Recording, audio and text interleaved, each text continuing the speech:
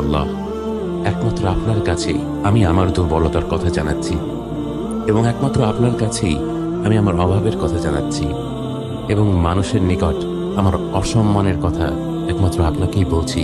হে আরহামার রাহিমিন, আপনিই তো প্রতিটি দুর্বল ব্যক্তির রব এবং আপনিই আমার রব। আপনি কার কাছে আমাকে ছেড়ে দিলেন?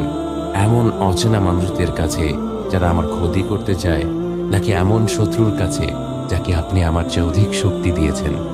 হে আল্লাহ, যদি আপনি আমার উপর রাগ না করে থাকেন তাহলে এর কিছুতে আমার কিছু আসে যায় না, কিন্তু আপনার আশ্রয় পেলে আমার পরিস্থিতি আরেকটু সহনীয় হবে।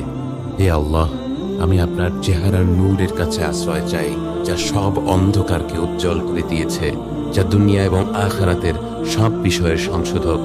আল্লাহ, আপনার রাগ এবং অসন্তুষ্টি থেকে আমি রেহাই চাই। আল্লাহ, এ সব কাজই শুধু আপনাকে খুশি করার জন্য করা এবং আপনি ছাড়া কোনো শক্তি নেই, কোনো ক্ষমতা নেই।